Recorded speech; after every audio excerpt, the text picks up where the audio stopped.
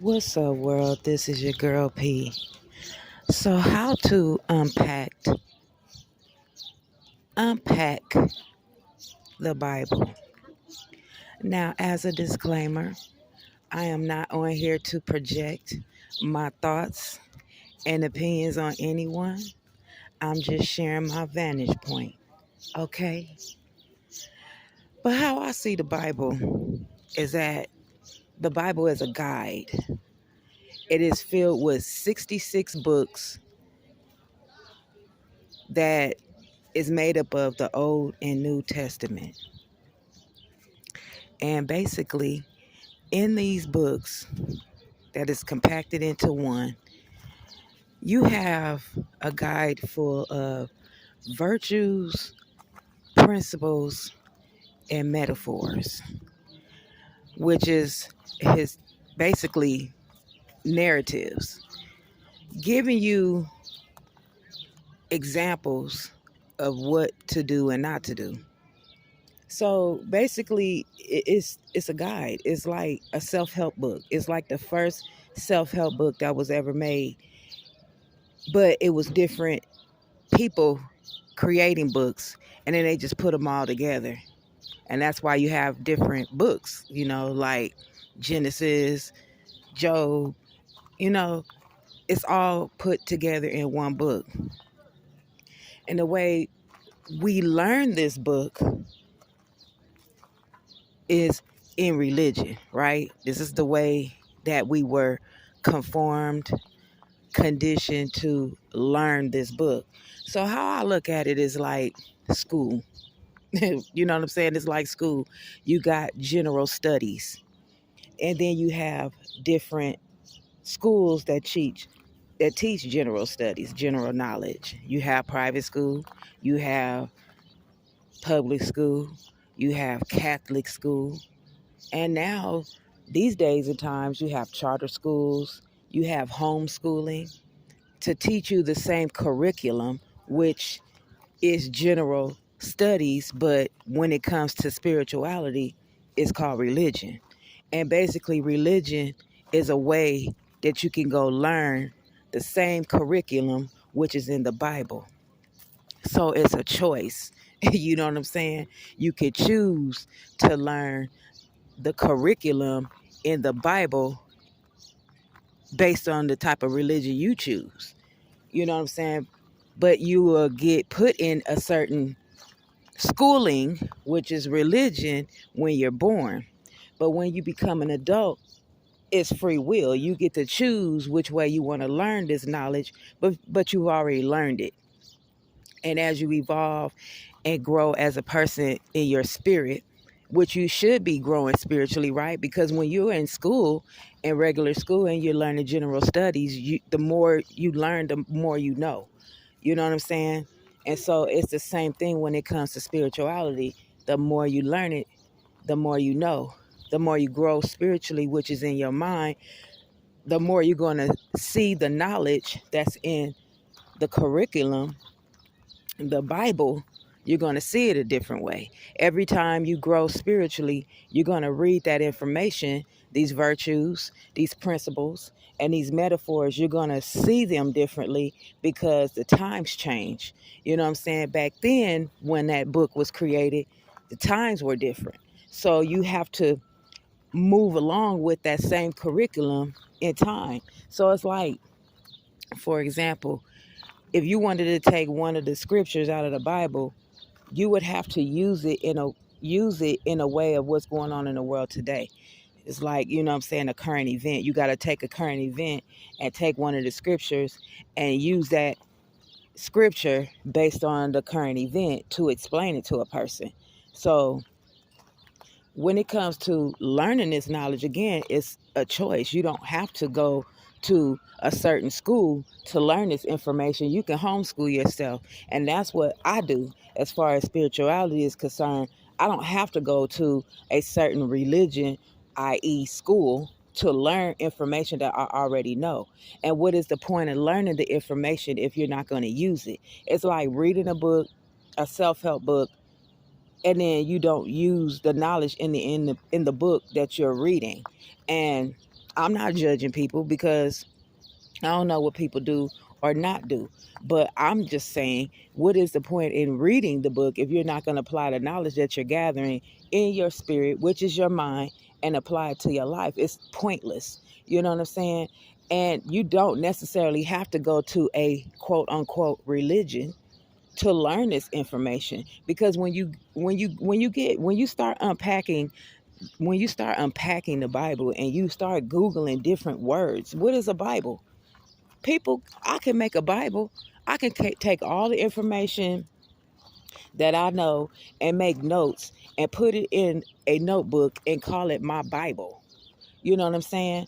It's like, I think people take words so literal, but we use words to explain things, such as nouns, adjectives, pronouns. You know, we use these words to describe things. So when we're using a Bible and the knowledge that's in the Bible, which was created to help people grow spiritually, are we really growing spiritually? Because the only way that we know that we're growing spiritually is based on evidence of the information that's in that Bible, is how you're using it. And honestly, and not in a judgmental way, it's a lot of people that they read the Bible, but they're not applying it. And again, what is the point in reading it if you're not applying it? It's virtues, principles, and metaphors. So metaphorically speaking, you're going to take the information, you have to create a story, a narrative to explain to you why you should and shouldn't do things. Like, for instance, when it comes to the story about Lot and his wife and his two daughters, the way my spirit is right now, the vibration that I'm on, when I look at that particular metaphor, is what it is. It's telling you have to use names in order to describe a situation and circumstance to get people to understand it. So they use Lot and his wife and his two daughters, and it said that God told them to move forward and to leave the city because it was about to burn down. And I'm just saying this in a short way. You know, I have to go all details, because if you read the Bible, you know the story. Because the Bible is full of stories. You know what I'm saying? It's full of stories, you know, examples.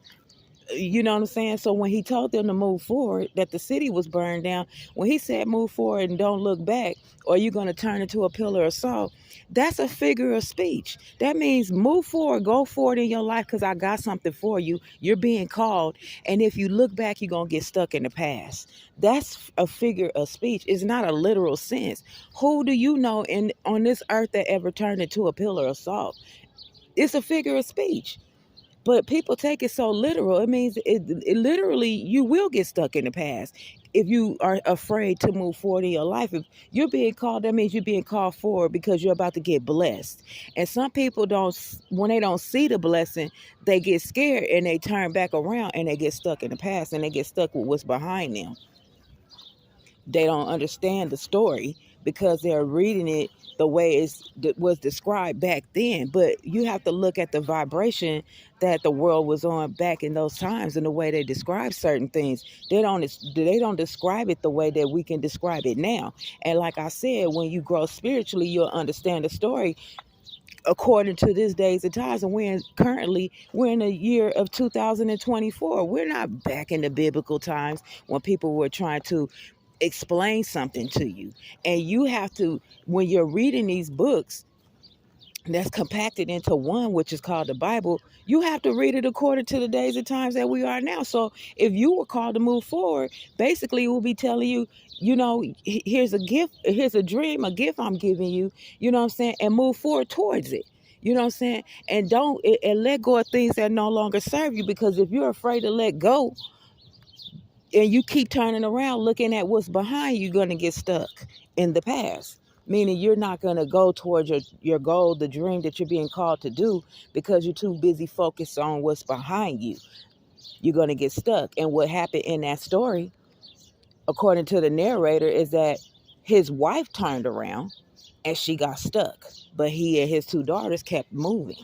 You know what I'm saying? And that's how I see the story, because of the vibration I'm on.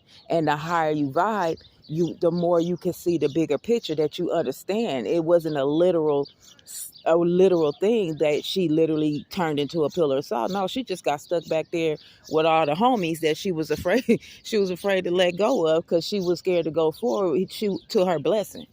You know what I'm saying? But him and his two daughters, they moved forward. You know what I'm saying? But she got stuck back there. She stayed because she didn't want to go. And that's what that means. You know what I'm saying?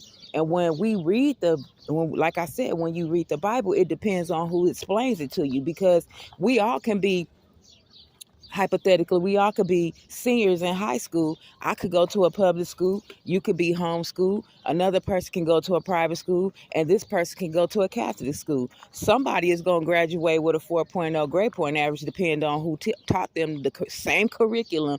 They all being taught, but in different locations, which is different schools. But when it comes to spirituality, it's called religion. So what's the difference? It's not. It's all based on you as an individual, because we're all individuals. It's based on you as an individual, on how you're going to absorb the information and then apply it.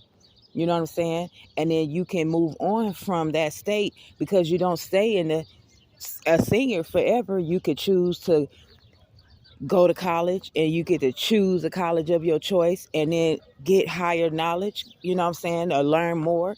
Or you could take you don't necessarily have to go to college. You don't have to continue going to a college, but you can learn different things. And it's called street knowledge, meaning you can learn things in life yourself. You know what I'm saying? It's a choice. Everything is free will, is a choice. And a lot of times people try to condemn you and keep you and conform you and put you in a certain box until you can't leave that box. And you're wrong for learning this same knowledge that everybody else has access to, that everybody on this earth has the same access to, but choose to see it in a different way, because where their mind is at is a different mental frequency. You're not gonna read this. We're reading the same information, but where your spirit is, your mind is how you're gonna absorb that information. You're gonna see it in a different light.